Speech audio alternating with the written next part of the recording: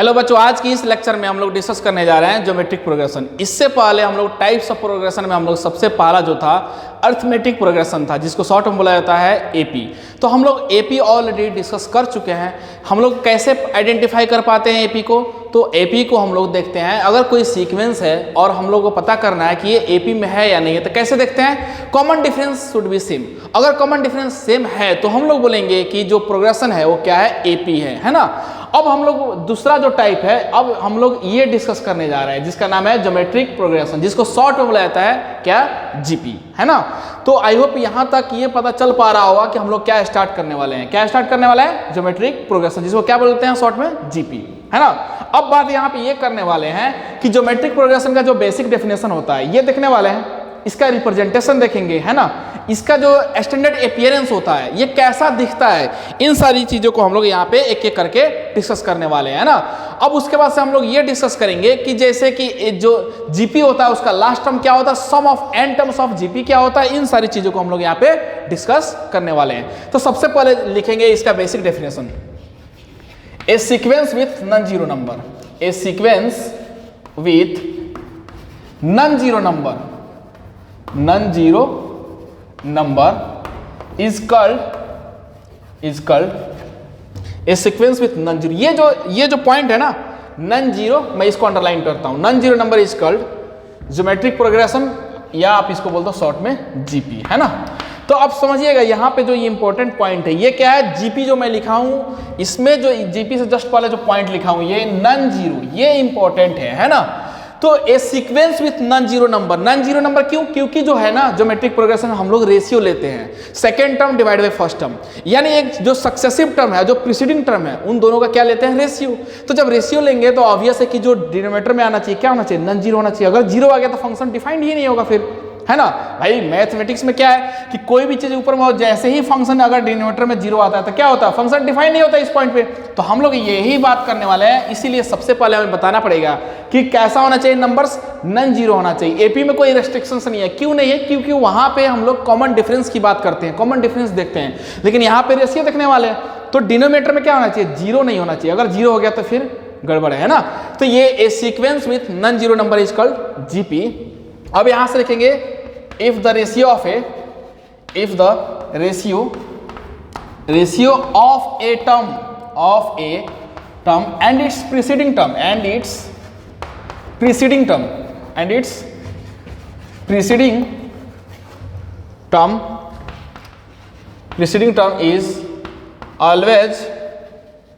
always constant, या आप बोल सकते हो सेम, है ना।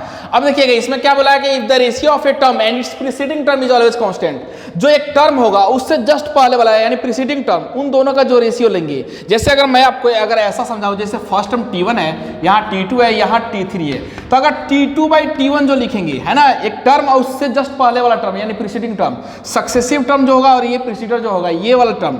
फिर इसी तरीके से T3 डिवाइड बाई क्या लिखेंगे, T2 लिखेंगे, जो ये टर्म है इससे जस्ट पहले वाला टर्म, इन दोनों का रेशियो कैसा आना चाहिए, ये सारे आएंगे सेम यानी कांस्टेंट। यही बात बोला गया है। तो आई होप ये चीज क्लियर हो गया होगा कि हम कहना क्या चाहते हैं, the ratio of a term and it's preceding term is always constant आएगा, है ना। अब बात करते हैं कि जो जीपी होता है उसका रिप्रेजेंटेशन कैसा दिखता है, उसका स्टैंडर्ड अपीयरेंस कैसा होता है ना। तो लिखेंगे if A is the first term, if A is the first term, if A is the first term and R is the common ratio, R is the common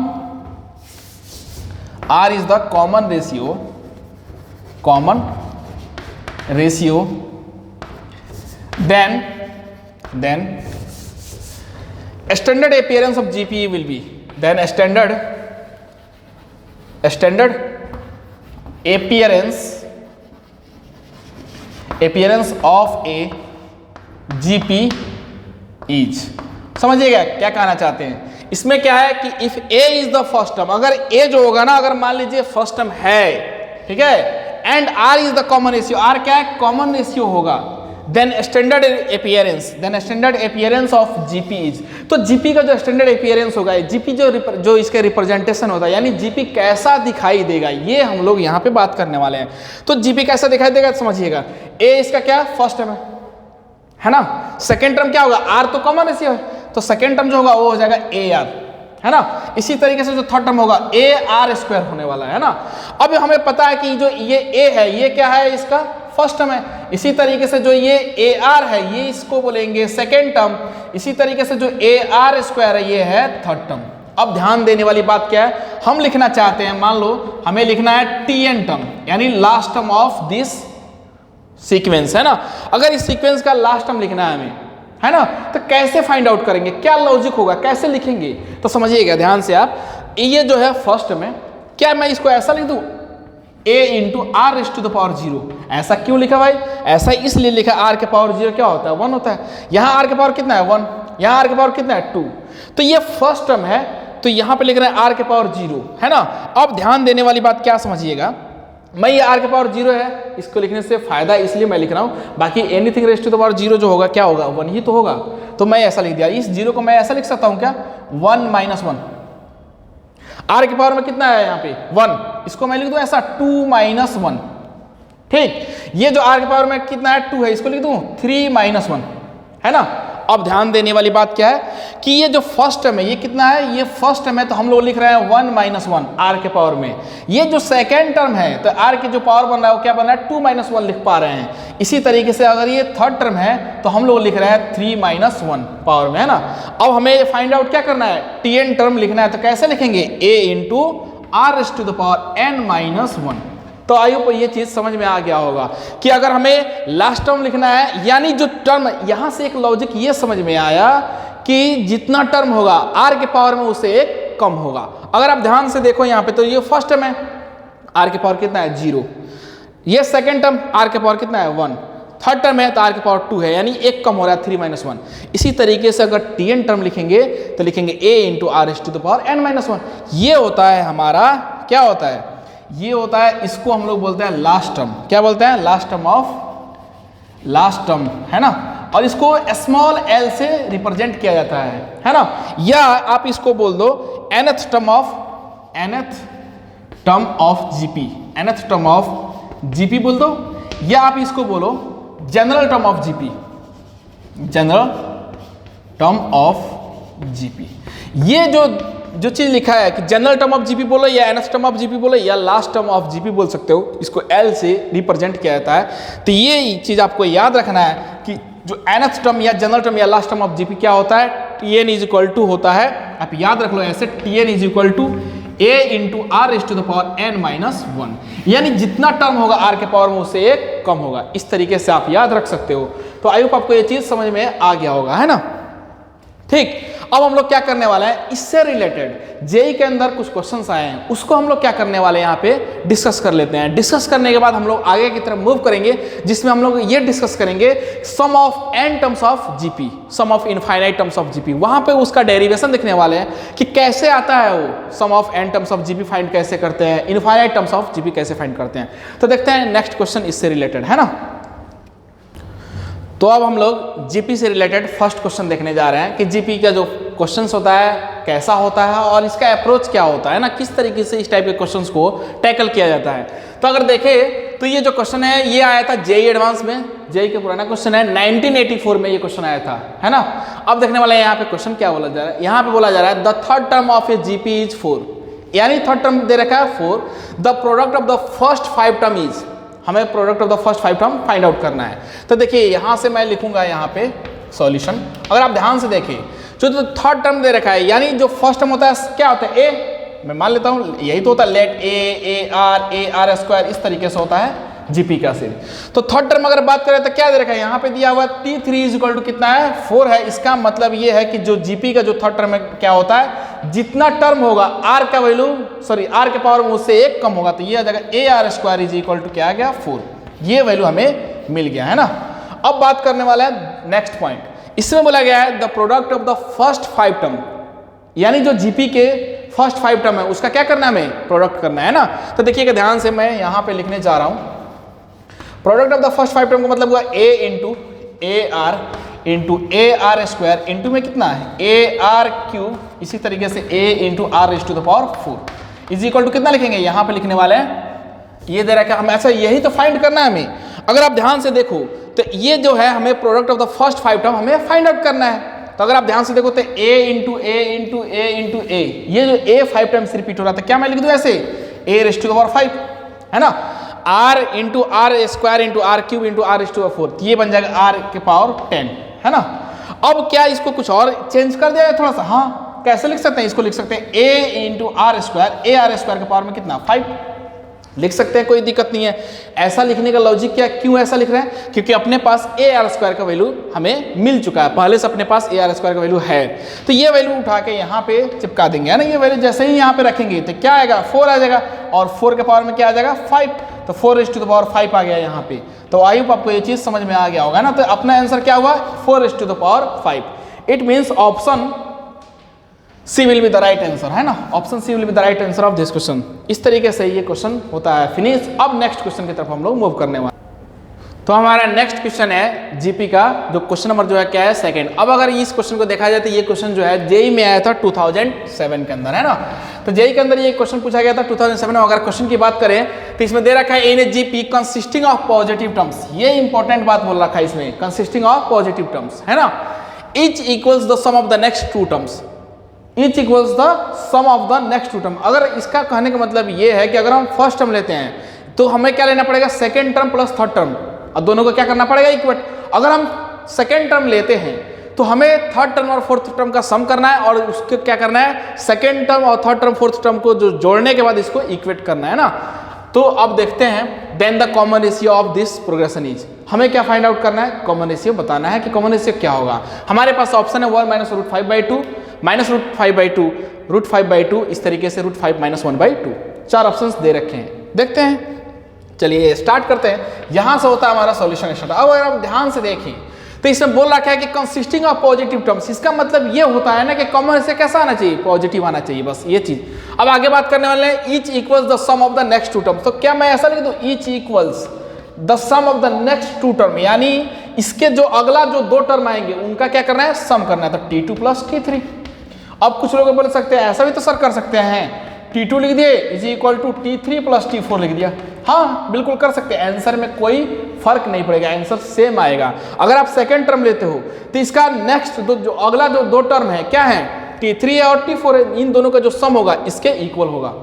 अगर कोई बोले कि नहीं सर मुझे अगर थर्ड टर्म लेना है तो सिंपल है T3 लेंगे, अगला 2 टर्म क्या होंगे ऑब्वियस है कि T4 प्लस T5, और इन दोनों का जो सम होगा इसके इक्वल हो जाएगा। ये कंसेप्ट है यहाँ पे each equals the sum of the next 2 term. अगर हम 100 टर्म ले रहे हैं तो क्या लिख देंगे 101 है ना, 101 प्लस में 102, इस तरीके से दोनों का जो सम होगा 100 टर्म के इक्वल हो जाएगा। बस इतना सा कंसेप्ट है। अब समझिएगा, यहाँ पे ध्यान दीजिएगा। तो इसमें क्या बोला गया है कि इस term equals the sum of next term. तो हम 2 टर्म ले लिए। फर्स्ट टर्म ऑफ जीपी क्या होता है ए है ना, सेकेंड टर्म होता है ए आर, और थर्ड टर्म होता है ए आर स्क्वायर। इनको क्या करना है इक्वल करना है। अब अगर आप ध्यान से देखो यहाँ से, तो हम लोग एक काम करते हैं ए यहाँ से कॉमन ले लेंगे तो आर प्लस आर स्क्वायर हो जाएगा, और ये ए और ये क्या हो जाएगा कैंसिल आउट हो जाएगा है ना, कैंसिल आउट हो जाएगा। तो हमें मिल जाएगा 1 is equal to r square plus r. अब इसको और सिंप्लीफाई करेंगे तो r square plus r minus 1 is equal to 0 आ गया। ये बन गया एक क्वाड्रेटिक है ना। अब हमें क्या करना है कॉमन रेशियो फाइंड करना है, यानी आर का वैल्यू ही फाइंड करना है। तो कैसे करेंगे, इसका फैक्टर अगर करते हैं तो फैक्टर डायरेक्टली फैक्टर पॉसिबल नहीं है, तो हम लोग क्या करने वाले हैं श्रीधराचार्य फॉर्मूला लगाएंगे। यहाँ पे आर इज इक्वल टू क्या लिखेंगे minus b plus minus root d by 2a है ना। तो ये लगाएंगे माइनस बी यानी -1 plus minus b square minus 4ac। B कितना है यानी आर का कोफिशिएंट कितना है 1, तो 1 का स्क्वायर माइनस 4a, ए क्या है आर स्क्वायर का कोफिशिएंट यानी 1 इंटू सी कितना है -1 है ना। इस तरीके से होल डिवाइड बाई 2 इंटू ए कितना है 1 है।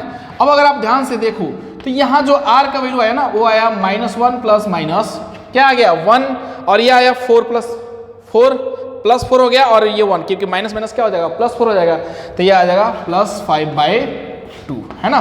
तो हमारे पास 2 वैल्यूज आ गया। अब हमें ये डिसाइड करना है जो आर का वैल्यू है, मैं यहाँ पे बॉक्स में लिख देता हूँ।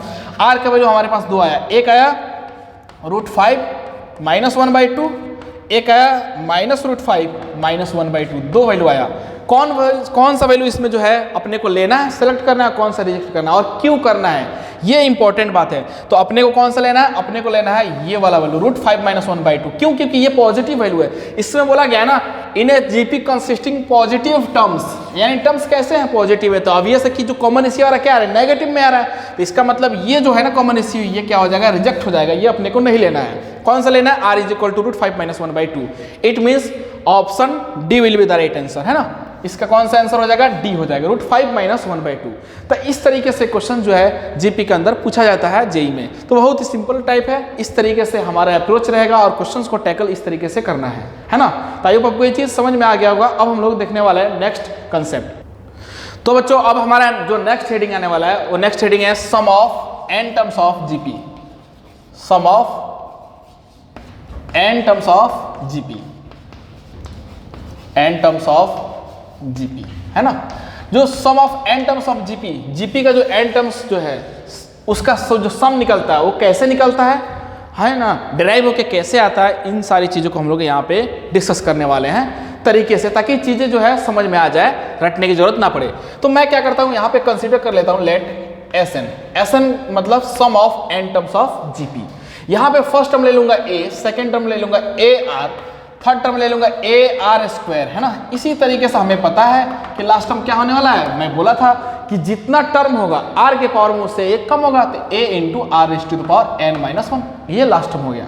अब कंसेप्ट क्या है इसका, हम लोग को क्या करना है, दोनों तरफ बोथ साइड्स यानी लेफ्ट साइड और राइट साइड दोनों तरफ क्या करना है, कॉमन रेशियो से मल्टीप्लाई करना है, r से मल्टीप्लाई करना है और क्या करना है, सब्ट्रैक्ट कर देना है। ऐसा क्यों करना है, रीजन बहुत ही सिंपल है, क्योंकि कॉमन रेशियो क्या होता है, हम लोग जो है जीपी को कैसे आइडेंटिफाई कर पाते हैं, common ratio same, common ratio ही तो से आइडेंटिफाई कर पाते हैं कि अगर कॉमन रेशियो सेम आता है तो इसका मतलब जो प्रोग्रेशन है वो क्या है, ज्योमेट्रिक टाइप है ना, ज्योमेट्रिक प्रोग्रेशन है। अब बात करने वाले हैं यहाँ पे दोनों तरफ कॉमन रेशियो से मल्टीप्लाई करेंगे और उसको क्या करेंगे, घटा देंगे, यानी सब्ट्रैक्ट करेंगे। तो देखिएगा मैं क्या करता हूँ, r से मल्टीप्लाई कर देता हूँ दोनों तरफ के r × Sn। इस जो a है ये फर्स्ट टर्म है ऑफ जीपी का, इसमें अगर r से आप मल्टीप्लाई करते हो तो क्या मिल जाएगा, AR मिल जाएगा। तो मैं यहाँ पे लिख देता हूँ, थोड़ा अच्छा लगेगा, AR लिख दिया। ये जो सेकंड टर्म है इसमें जब आप r से मल्टीप्लाई करेंगे अपन तो क्या आ जाएगा, ये आ जाएगा AR² आ जाएगा। इसी तरीके से जब इसमें मल्टीप्लाई करेंगे तो ये आ जाएगा AR³ आएगा। और अगर आप ध्यान से देखो तो इससे जो ये जो लास्ट टर्म है इससे जस्ट पहले वाला जो टर्म होगा वो कैसा होगा, वो हो जाएगा a × r⁻n−2, है ना। ये हो जाएगा a × r⁻n−2 हो जाएगा। अब अगर आप ध्यान से देखो तो ये जो सेकंड लास्ट टर्म है इसमें अगर अपन r से मल्टीप्लाई करेंगे तो क्या हो जाएगा, r से मल्टीप्लाई करेंगे तो ये आ जाएगा a × r⁻n−1 आएगा, है ना। कैसे, ये टर्म कैसे लिखा आप समझिएगा इस बात को। जैसे कि अगर यहाँ पे ध्यान दे तो r के पावर में कितना 2 है, यहाँ पे क्या है r के पावर 1 है, यानी जो है बैक साइड जाने पे r के पावर घट रहा है, डिक्रीज हो रहा है। तो r के पावर में n-1 है तो यहाँ क्या हो जाएगा, r के पावर n-2 हो जाएगा, है ना। और जब r से मल्टीप्लाई करेंगे तो ये बन जाएगा a × r⁻n−1। अब अपन क्या करने वाले हैं, इसमें मल्टीप्लाई करने वाले हैं r से, जैसे ही मल्टीप्लाई करेंगे तो ये बन जाएगा a × r⁻n, है ना। अब क्या करने वाले हैं, इसको घटा देंगे, जैसे ही इसको सब्ट्रैक्ट करेंगे तो ये बनेगा Sn - r × Sn। यहाँ ये जो a है इसका कोई पेयर नहीं है तो ये a ही रहेगा।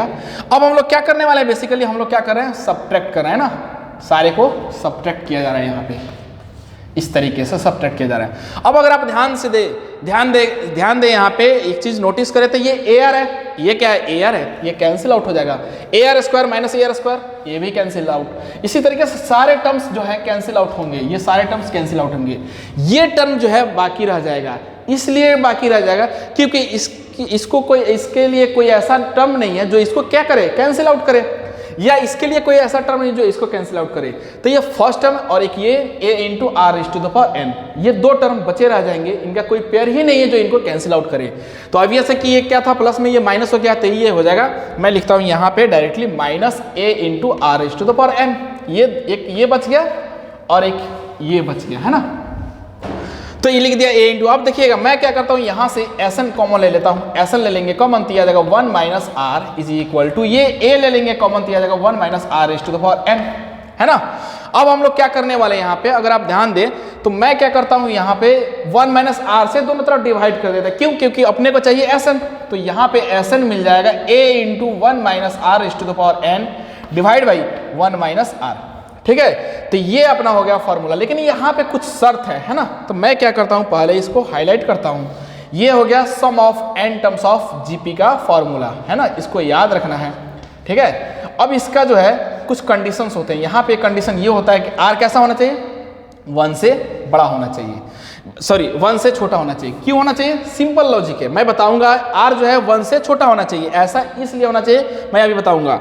अब देखिएगा मैं क्या करता हूं, यहाँ पे एक और फॉर्मूला है, इसी से होके ड्राइव होते हैं, है ना। अब देखिएगा ध्यान से, Sn जो होगा ये क्या हो जाएगा, अगर यहाँ पे नेगेटिव कॉमन ले लिया जाए तो ये बन जाएगा a into r is to the power n minus 1 divide by are minus 1, ये फॉर्मूला बन जाएगा।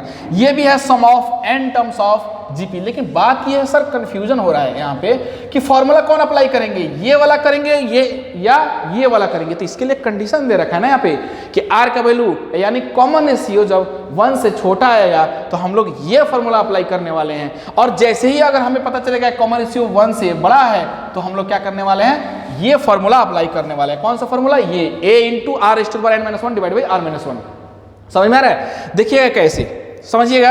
अच्छा एक और बात, ये जो कंडीशन है r लेस देन 1 क्यों है, तो सिंपल है ना, r लेस देन 1 का मतलब ये है कॉमन रेशियो 1 से छोटा। तो 1 से छोटा कोई भी वैल्यू ले लीजिए, जैसे मान लीजिए -1 ले लेता हूँ, तो -1 आप जब यहाँ पे रखेंगे तो माइनस माइनस क्या हो जाएगा प्लस, तो 1 प्लस क्या हो जाएगा 2, यानी नीचे पॉजिटिव बन जाएगा। यहाँ पे r अगर 1 से बड़ा है तो कोई भी वैल्यू अगर 1 से आप बड़ा रखेंगे, 2 रखेंगे, 3 रखेंगे, 4 रखेंगे, तो ये क्या बनने वाला है, पॉजिटिव बनने वाला है ना।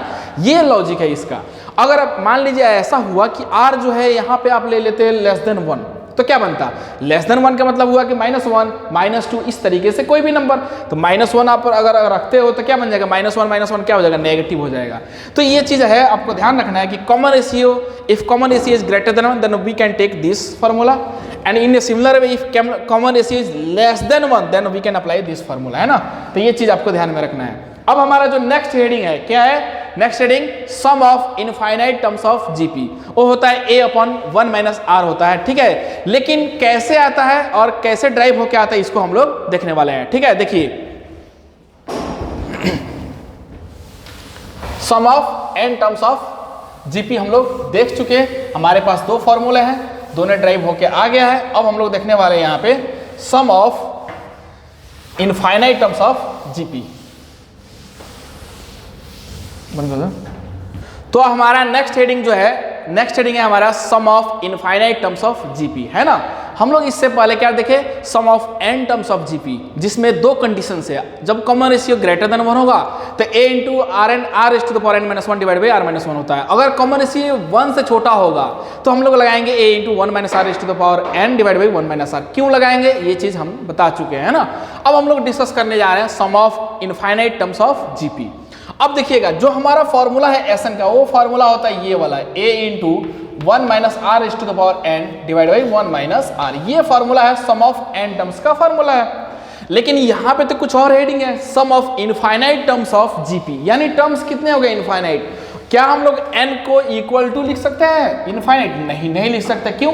क्योंकि इनफाइनाइट एक नंबर नहीं होता है, जस्ट एक नोटेशन होता है, एक सिंबल होता है। तो इनफाइनाइट एक नंबर होता ही नहीं, तो कैसे, क्यों नहीं होता? क्योंकि सिंपल सा बात है, क्या कभी हम लोग ऐसा लिखते हैं माइनस इनफाइनाइट से प्लस इनफाइनाइट, ऐसे नहीं लिख सकते ना। क्यों? क्योंकि ये नंबर नहीं होता, एक सिंबल होता है। इसके बारे में हमें पता नहीं है कि इनफाइनाइट का मतलब कितना, क्या नंबर होगा एग्जैक्ट, है ना।